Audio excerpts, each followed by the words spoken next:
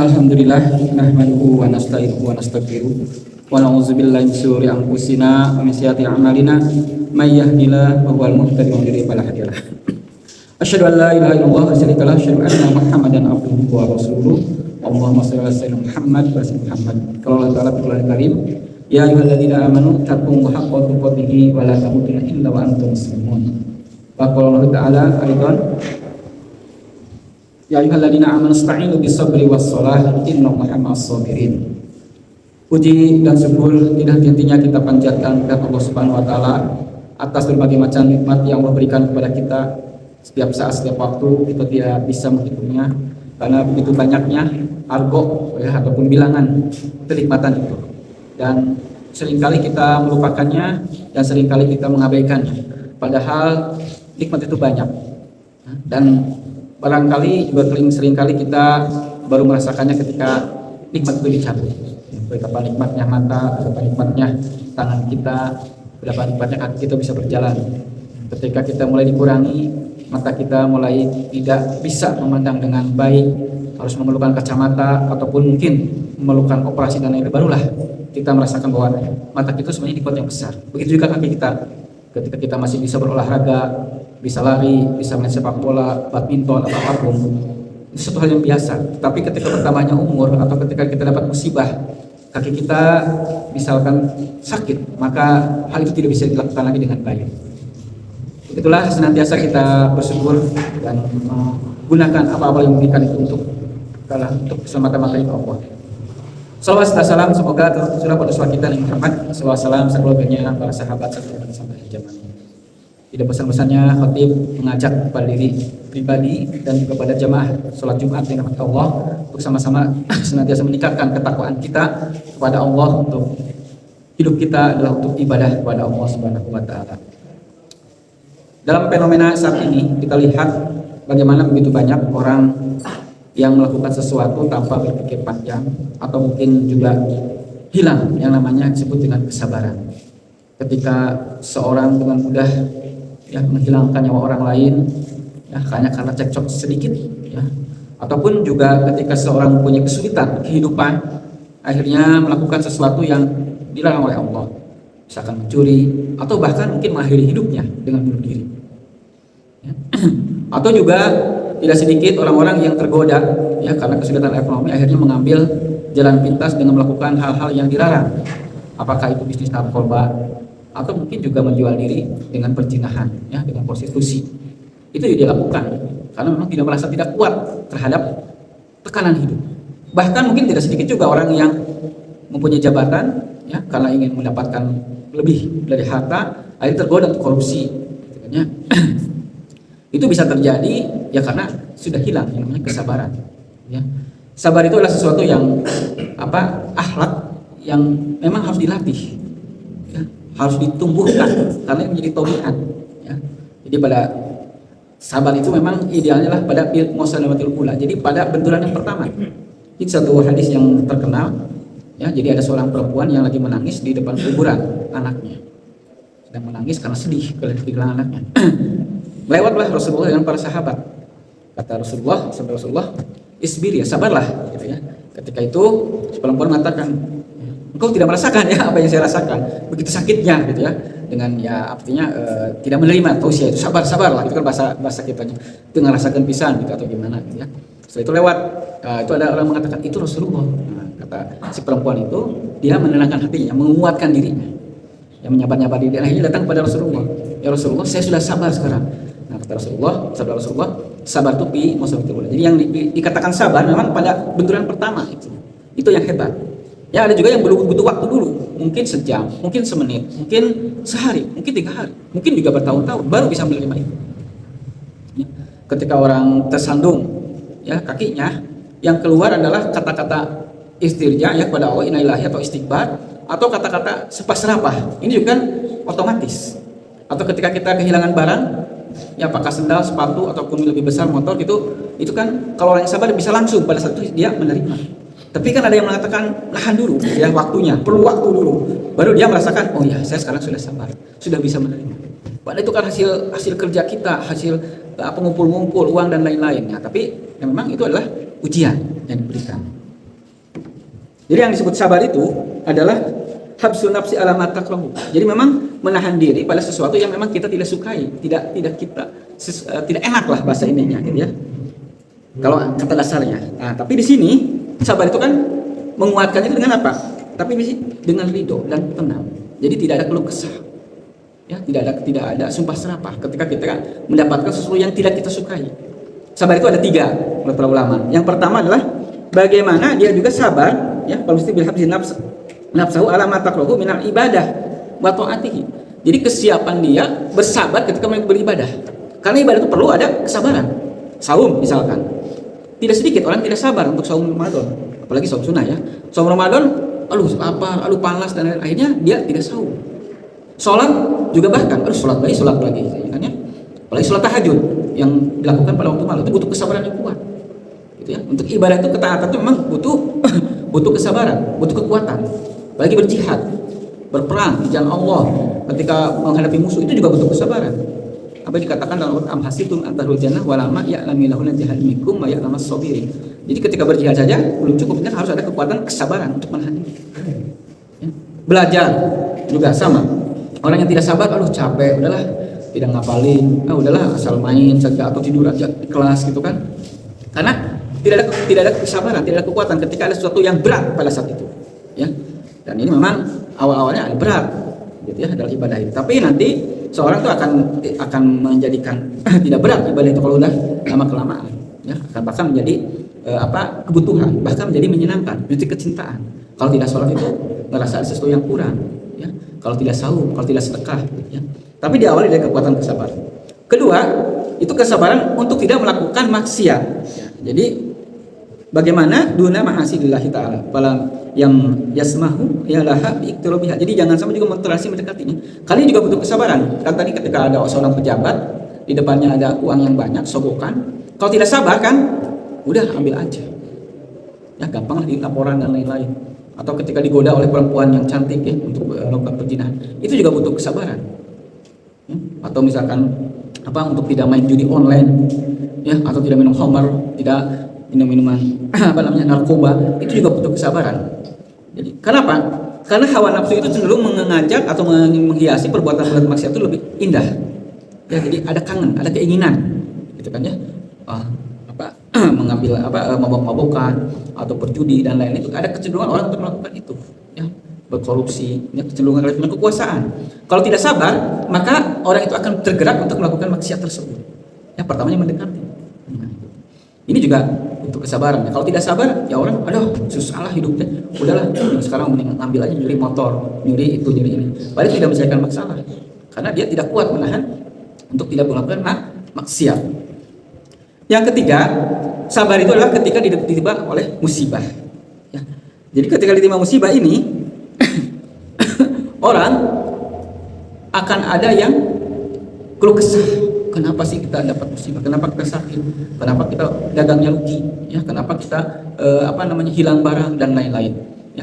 Itu kalau tidak sabar, maka itu akan menjadi keluh kesah. Bahkan menyalahkan pada Allah. Ya. Nah, itu perlu kesabaran. Ya. Dan kesabaran ini juga nanti akan diuji. Ya. Orang itu tidak akan pernah hidupnya lempeng saja, bahagia terus, enak terus, pasti. Ya, semuanya itu akan diuji. Hanya beda-beda ujiannya, gitu ya. Apakah konglomerat itu juga yang punya uang banyak juga tidak diuji? Diuji, tetap pasti. Masalahnya punya masalah. Elon Musk yang paling kaya aja punya masalah, gitu kan ya. Dia stres ya membuat perusahaannya. Ketika perusahaan roketnya berapa kali gagal terus misalkan, atau sekarang mobil Teslanya itu kesusul sama mobil Cina, itu menjadi masalah bagi dia walaupun uang sudah banyak, gitu kan ya. Pasti ya ketika orang manusia itu ini yang namanya darul ibtila, yaitu ujian. Hanya beda-beda ujiannya. Ada yang diujinya dari hartanya, ada yang diujinya dari kerjaannya, ada yang diujinya dari berbagai hal, ya, kesehatannya atau apapun. Nah, semua ini kita harus latih, gitu ya, untuk melakukan kesabaran ini.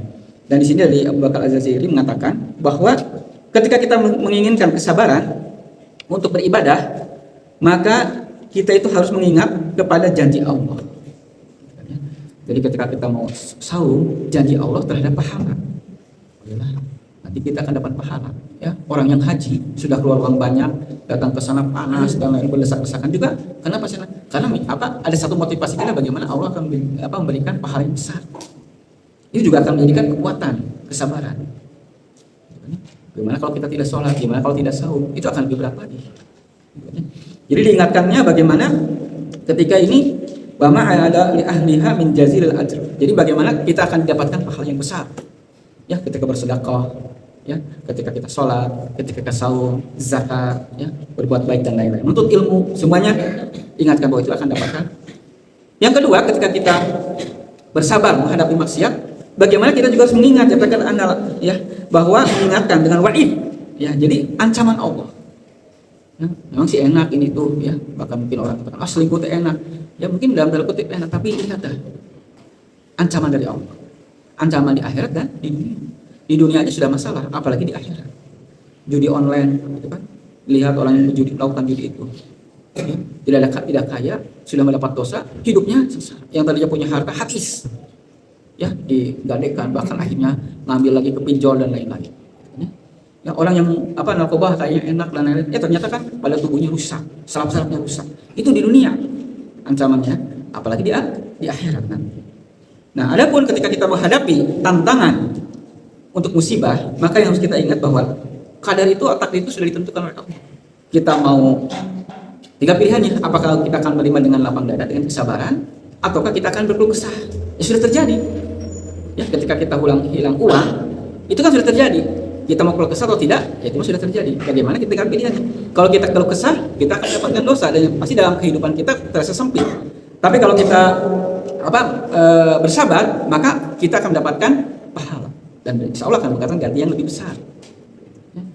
Jadi kalau misalkan kita bahkan jangan sampai ada keluh kesah, kenapa sih Allah tidak adil? Itu dia tuh kan tidak sholat, tidak sahur, tapi kelihatan dagangannya maju gitu ya.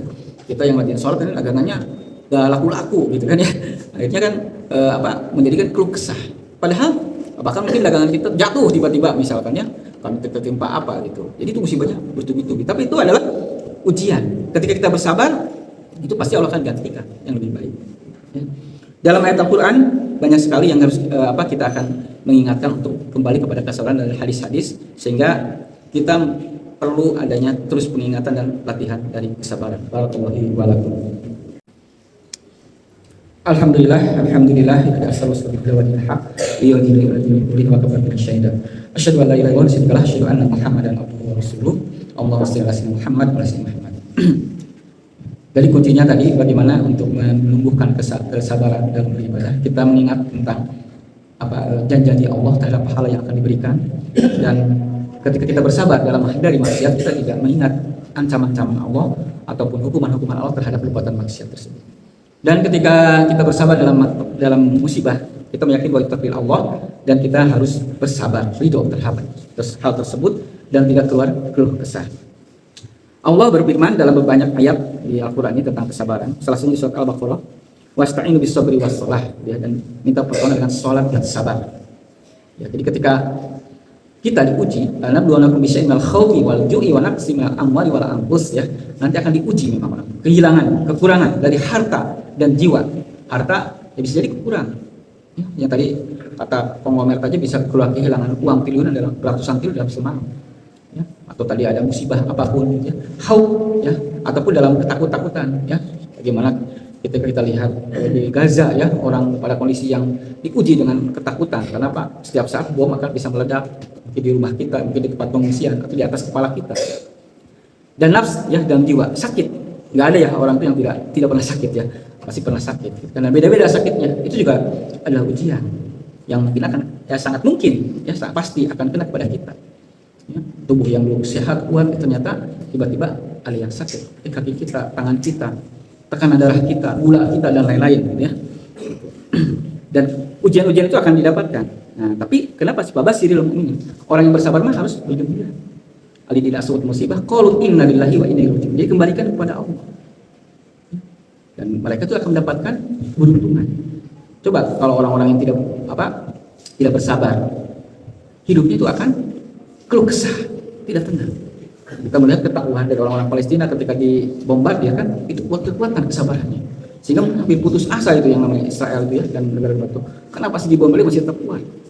Gitu kan? Sama seperti para sahabat yang waktu dulu disiksa, Bilal, ya, disiksa ini di batu dan kuat kesabarannya. Ya. Dan kesabaran inilah yang menjadi modal dan perlu dilatih. Ya. Karena apa? Ya tadi ketika kita mendapatkan sesuatu berat dan akhirnya orang langsung ditinggalin. Gitu ya. Tapi harusnya kita lakukan. Sama seperti ungkapan Imam Mubarak sebagai seorang tabi'in, dia mengatakan, dulu saya 20 tahun melaksanakan sholat lail itu berat, ya mulai tahajud itu. Tapi setelah itu 20 tahun melaksanakan kenikmatan. Mungkin di sini para jamaah sudah ada yang merasakan kenikmatan sholat tahajud gitu ya. Tapi ada juga yang masih masa berat, bangun sebelum subuh gitu kan, dibangunin ngantuk, capek dan lain-lain gitu ya. Tapi ada yang juga sudah merasakan kenikmatan karena ya sudah lewat masa itunya. Ya, sudah ditarbiyah, sudah dilatihnya gitu kan ya. Begitu juga ketika kita tadi mendapatkan sesuatu musibah, perlu waktu. Ada yang langsung, ada yang mungkin 1 hari, 2 hari. Tapi semakin di sini kesabaran kita semakin meningkat. Ya. Karena ujiannya semakin besar. Bagaimana kita sabar terhadap istri kita, sabar terhadap anak kita, ya, atau di tempat kerja kita, itu kan terus dilatih. Ya. Jangan sampai ketika ada apa-apa langsung reaksinya yang negatif. Ya. Dan bagi orang Muslim dalam hadis Rasulullah SAW disebutkan, ya, ajaban. Ya, jadi ini di amril mukmin yang sangat mengagumkan urusan seorang mukmin itu. Ya, inna amruhu kulluhu lahu khair. Karena urusannya semuanya baik, gitu kan ya. Laisa dzalika li ahadin illa lil mu'minin, dan itu tidak hanya terjadi hanya kalau mukmin saja. Ida asabatus sarau syakara. Ya, jadi kalau misalkan dia dapat hal yang baik, yang menyenangkan, maka dia bersyukur. Bahkan khairul lahu, dan dia mendapatkan kebaikan. Wa in asabatu darra'u, kalau dia dapat doro, ya, dapat bahaya, dapat musibah, ya, sabiro, dia bersabar, ya. Bahkan khairul lahu, dan dia juga baik. Nah, jadi ketika seorang muslim itu ketika dapat nikmat, dapat sesuatu yang enak, kita bersyukur. Ketika dapat yang tidak enaknya, ya, kita bersabar. Nah, dan bersabar itu bukan berarti diam gitu ya, tapi dalam arti kita tahan, kuat menahan itu. Ya, kalau untuk keluar dari masalah itu ya kita harus keluar. Ya, ketika seorang yang tidak punya makanan, udah sabar aja, diam aja, bukan itu maksudnya ya. Tapi tetap dia juga harus berusaha. Ya, nanti akan berbeda dengan masalah tawakul atau tawakal. Jadi dengan seperti itu, maka penting sekali dilakukan tarbiyah atau pelatihan kesabaran ini. Kita tadi melihat bagaimana fenomena orang-orang yang tidak kuat menahan godaan, akhirnya dia terjerembab pada dosa-dosa maksiat. Tidak sabar melakukan ketaatan ibadah, akhirnya ditinggalkan, menjadi malas. Ya, bahkan hal yang ringan saja tidak bisa.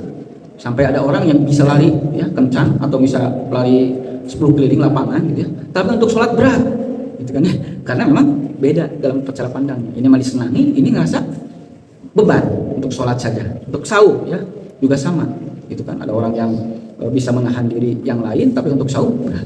Nah, inilah perlu adanya latihan, dan latihan itu terus dilakukan. Kenapa? Setiap saat, setiap waktu tantangan kita akan semakin berat. Ya. Jadi waktu kecil kesabaran kita segini, semakin besar semakin diuji kesabaran kita. Karena tanggung jawabnya juga semakin besar. Sebelumnya kita mungkin ada yang anak, ya, maju ke dewasa, setelah nikah punya istri, punya anak, bahkan mungkin ada menantu, ada cucu, gitu kan ya.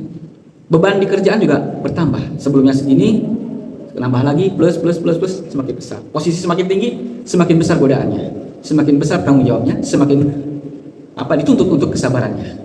Ya, dan mudah-mudahan Allah, ya, memberikan kesabarannya. Sebagaimana ketika orang-orang berjihad di zaman Tolut, ya, jadi ketika pasukan Nabi Daud berperang dengan Jalut, ya, beban aplik aina sobron. Jadi ketika menghadapi yang berat itu, ya Allah, ya, limpahkanlah kesabaran.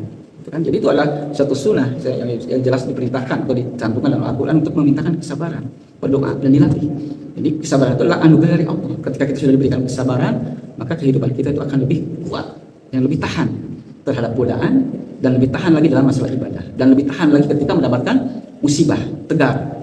tidak loyo, tidak patah semangat. Apalagi tadi ada yang sampai ketika ada musibah sampai bunuh diri, ya, sampai mungkin melakukan hal-hal yang negatif yang lainnya. Dan mudah-mudahan Allah melimpahkan kesabaran kepada kita semua, dan kita juga terus dilatih kesabaran kita untuk senantiasa melaksanakan ketaatan kepada Allah, dan diberikan kesabaran untuk senantiasa menjauhi atau tidak melakukan hal-hal yang bermaksiat kepada Allah, dan juga diberikan kesabaran ketika mendapatkan musibah, ujian, sehingga kita bisa tetap ya beribadah kepada Allah, tidak menjauh dari Allah, dan tidak juga melakukan keluh kesah. Dan mari kita sama-sama berdoa di akhir khutbah ini.